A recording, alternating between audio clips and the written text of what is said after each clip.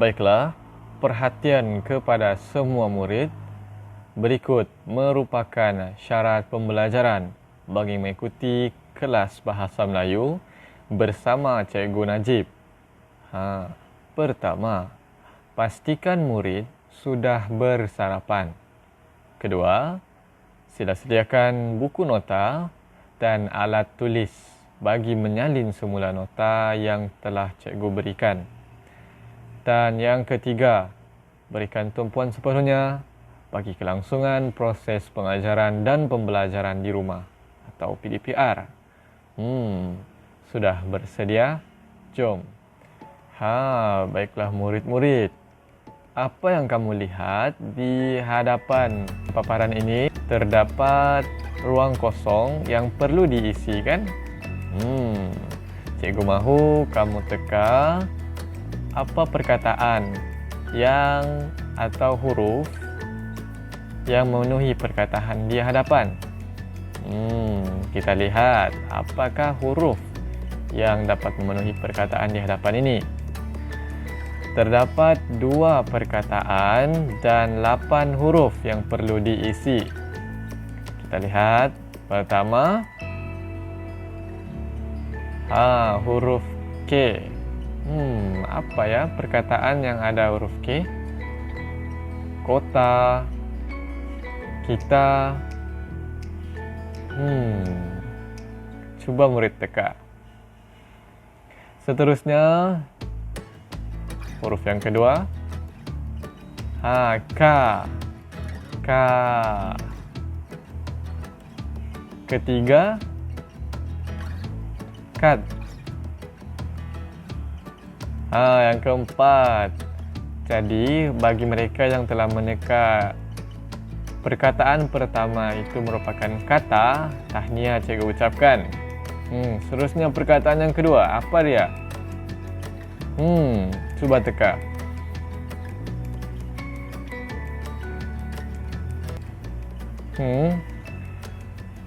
Huruf I di bahagian belakang. Apakah dia huruf I? Perkataan yang mengandungi huruf I di belakang. 4 huruf yang memenuhi satu perkataan. Apa dia ya? Cikgu bagi lagi bantuan.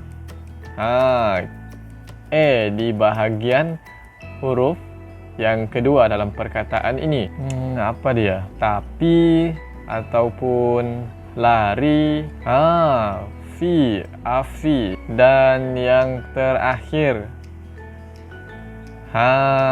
itu dia nafi. Kata nafi. Selesai sudah bahagian cuba teka untuk pembelajaran kita pada hari ini.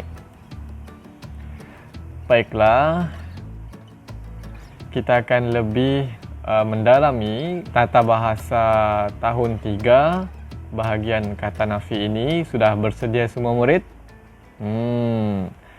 Apalagi, jom kita mulakan PDPR kita. Baiklah, sebelum kita memasuki konsep kata nafi, mendalami kata nafi, baik, cikgu mahu murid-murid untuk membuka buku teks Bahasa Melayu jilid 1 muka surat 66. Di sini cikgu mahu semua murid membaca secara mekanis tentang teks perbualan yang bertajuk hasil seni. Di sini kita dapat lihat terdapat 3 orang murid. Jadi cikgu mahu murid-murid bacakan secara intonasi dalam perbualan, iaitu Darshini, Saiful dan Wei Liang menjalankan aktiviti projek seni. Jadi cikgu mahu semua murid membaca secara dalam intonasi perbualan, boleh kan? Baik, kalau kita lihat di sini terdapat beberapa perkataan yang telah diwarnakan secara berbeza. Apa dia di sini murid-murid? Pertama yang cikgu lihat di sini, perkataan tidak yang ditandakan atau diwarnakan warna merah. Kemudian perkataan susah dan perkataan bukan berwarna biru, dan juga perkataan di atas meja, perkataan berwarna ungu. Perkataan ini merupakan kata nafi. Di belakang itu iaitu perkataan susah dan juga di atas meja merupakan bahagian yang menyokong kepada kata nafi itu. Boleh faham? Belum faham lagi kan? Cikgu selesai baca teks ini, teks perbualan ini. Seterusnya kita akan pergi dengan lebih mendalam tentang apa itu kata nafi.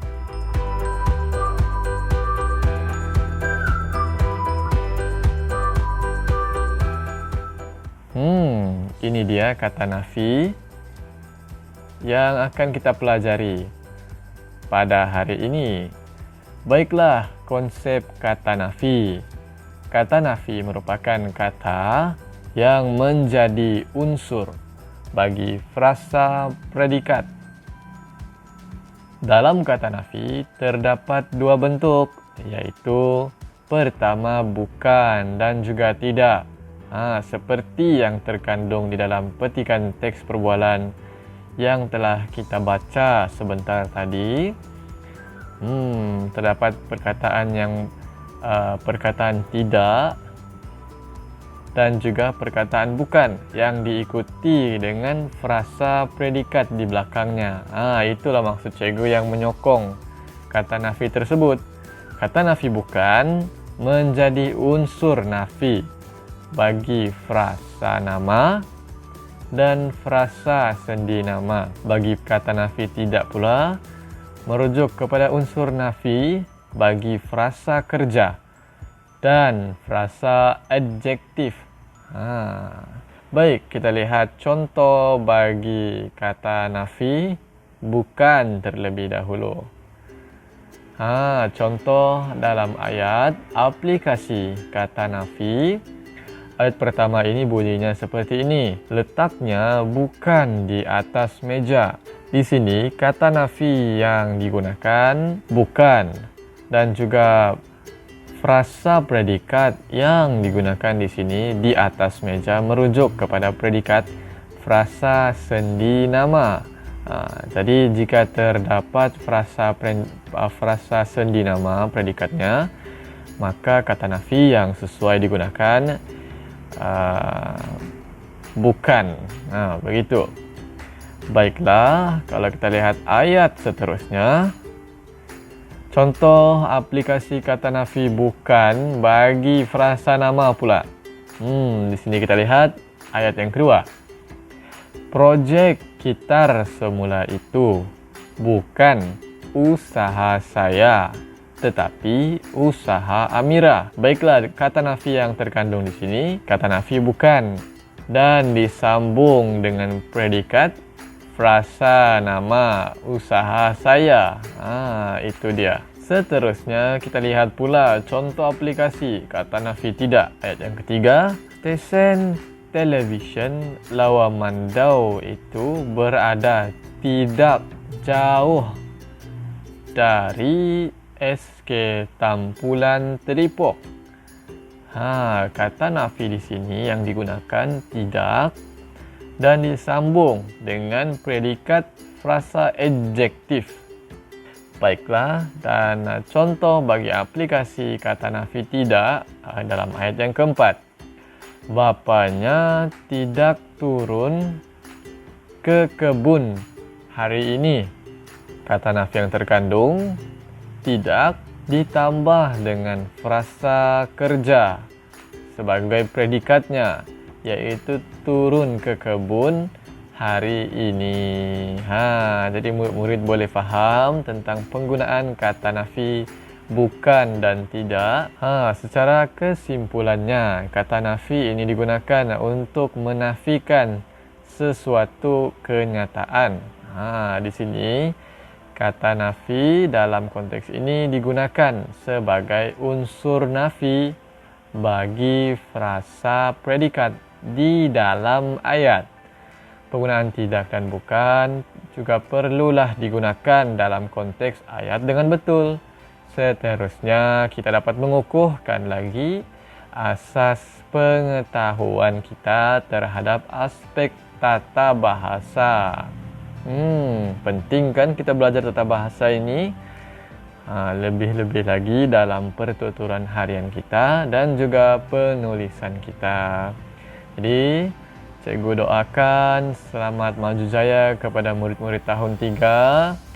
Semoga semua murid berada dalam keadaan yang baik, dalam keadaan yang sehat di rumah. Dan juga kita haruslah sentiasa berjaga-jaga. Sekian, itu sahaja daripada cikgu. Wabillahi taufiq wal hidayah. Wassalamualaikum warahmatullahi wabarakatuh. Sekian dan terima kasih.